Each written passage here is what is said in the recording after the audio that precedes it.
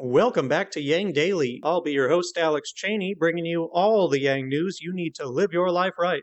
Lots of big news to cover today, both good and bad. But first, much love for our new patrons, Joe and Micah, who both went above and beyond with Tier 2 donations. While we've still got a long way to go to our goal, people like you are getting us closer every day. Thank you so much for stepping up and supporting the Yang Daily community. Don't forget to participate in the patron poll on what benefits you'd like to see.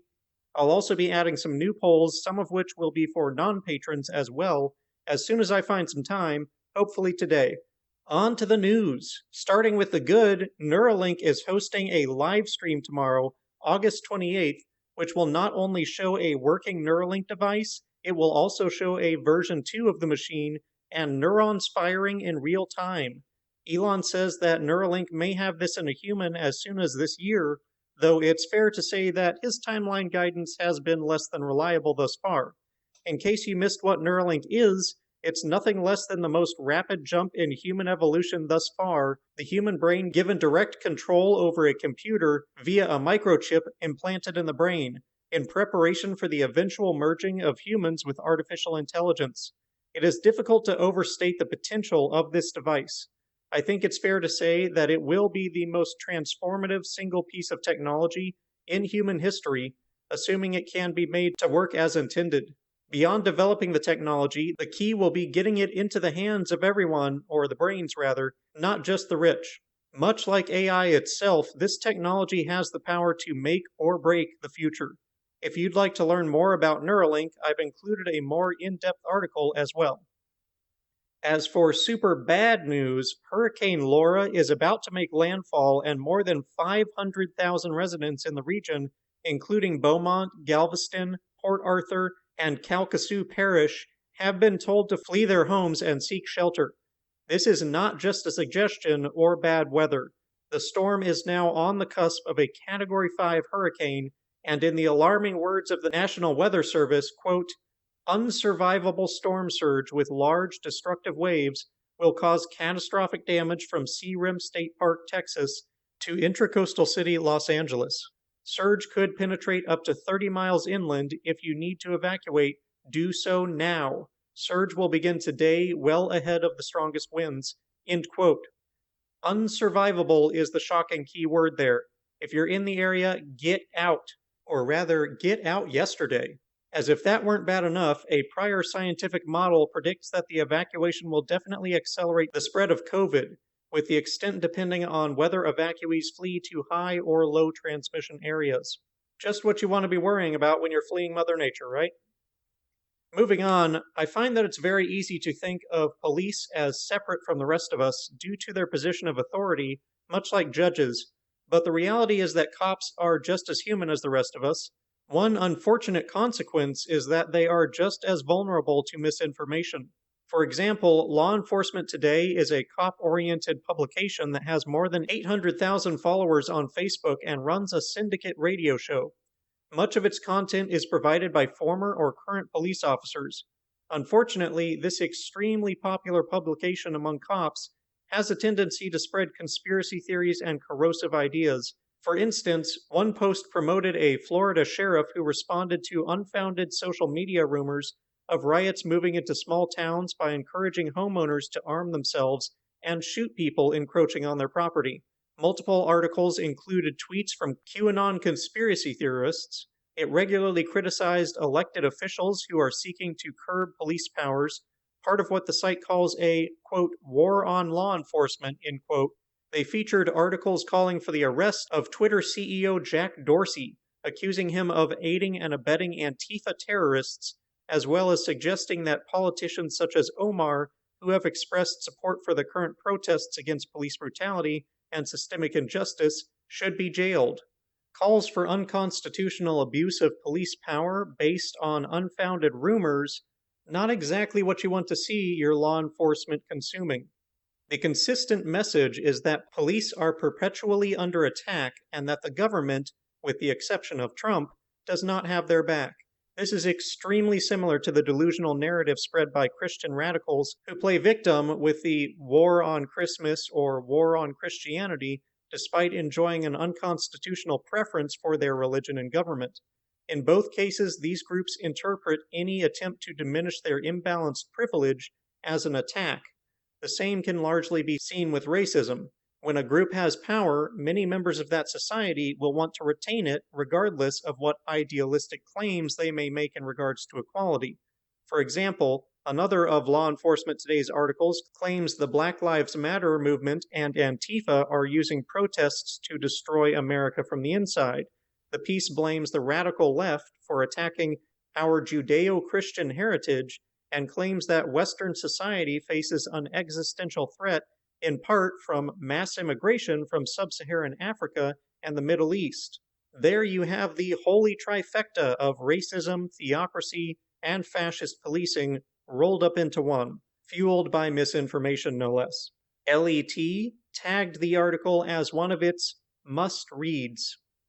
I bring this up because it's important to recognize that those working in our institutions are being brainwashed by misinformation along with the rest of us. They are not immune, and it will affect how they act on the job. If bigoted rhetoric like the above is spreading amongst the police force, the indefensible acts from police on video should come as little surprise. Again, this is why responsible journalism is so vital. It undergirds the thinking of everyone in society. If you put trash in, you get trash out. We must make it a priority to reestablish responsible media that the majority of Americans trust, and that means eliminating the conflict of interest and bad incentives present in their current funding mechanisms. We must establish some form of public funding for journalism. MIT released a study showing that the previous opportunity for non-college educated Americans to find higher incomes in the big city has largely evaporated, at least for minorities. While the opportunity for higher incomes in urban life for non-college whites has declined, it still exists, whereas minorities are seeing no increased opportunity at all in urban settings. Not only is this one more example of an economy in decline, it's also one more example of the subtle systemic racism that pervades society, even in the absence of any direct discrimination. On that note, Scott wrote a valuable Twitter thread on how conditional welfare also enables systemic racism. With states given the power to decide what barriers are placed in the way of getting benefits, it turns out that areas with predominantly white populations have far less stringent requirements and hoops to jump through for receiving welfare than do populations that are predominantly non-white, making it far harder for minorities to get assistance and growing the racial income and wealth disparity, as has been the trend throughout history. This is modern systemic racism, not specifically targeted by race, just using conditions that coincidentally favor one race over others, consistently. Thus, minorities start with less generational wealth, often in poverty, are driven to live in bad parts of town, have less access to education and other public goods, suffer all the myriad consequences of poverty, have less opportunities open to acquiring income, face many other barriers such as biased policing and biased sentencing, and then receive less help when they need it. Systemic racism in a nutshell. Not so meritocratic. Definitely advise bookmarking this one and sharing, especially with those who want to preserve conditional welfare on top of UBI. There are so many reasons for replacing these programs with unbiased, unrestricted, universal cash aid. You may recall UBI advocate Felipe Van Paris from the poll on influential people a while back. Well, he recently gave an interview discussing UBI, and it contained a line I really liked, quote, "The UBI offered an alternative to neoliberalism and state socialism because it allowed people to free themselves from both market subjection and state submission." End quote. Again, it's framing UBI as the consensus between free market capitalism and socialism, achieving the ideals of both while avoiding the downsides of both. This effect of threading the needle between ideologies and doing only good is what makes it such a uniquely powerful policy. A 32-hour workweek advocate think tank in the EU has put together a proposal paper for a 5-year transition that would reduce the state spending involved as well as allow for a gradual transition to a new normal of 20% shorter work weeks. with no loss of pay. Under the plan, wages would be funded 20% by the state in the first year, reducing by 4% per year until it reaches zero. It follows similar schemes in the past from Germany and Britain. Workweek reduction has been used throughout history as a way of responding to economic crises, as it enables work to be shared more equally across the economy.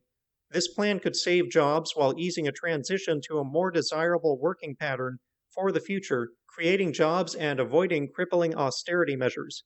Let's say you've got 4 employees and they're each working 40-hour weeks. If you reduce each of them to 32 hours, continue paying them as much, their productivity goes up enough that you're making even more profit than before, then you can afford to hire another 5th person, cycle their days off so each one of them is off 1 day of the week, and you have a business that is still open 5 days a week, is even more productive than before, and the workers are far better off because they now have 1 extra day off per week, and they're receiving the same pay, and you have now hired on a 5th person who was not going to have a job otherwise. Good for the previously employed, good for the employer, good for the previously unemployed. That is a win-win-win.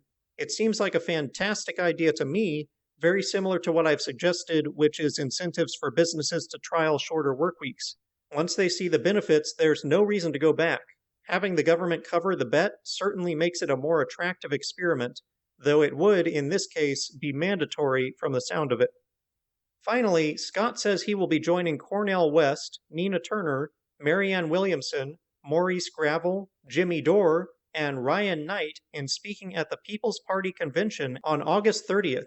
He released a teaser of his speech, which talks of UBI and M4A and concludes with, quote, "Now is the time to reach for the impossible and make it inevitable," end quote. Inspiring as always, Scott. It's great to have Scott represent the movement at this event where officials like Yang really can't. And that'll do it for today's Yang Daily. Tune in to Neuralink for Scott's speech tomorrow. Get the F out if you're in the path of Hurricane Laura. Bookmark and share the declining urban wage, misinformation, racism and welfare, and 4-day transition articles. Help recruit other organizations to the cause and get everyone to sign the UBI petition. Flood Congress and Trump with calls, tweets, and letters using the Resist Bot or Income Movement easy contacts below. If you need help, consult Humanity Forward, the Income Movement Aid Database, the Mission Asset Fund, United Way, or the H3 podcast thread. And don't forget to Yang Daily.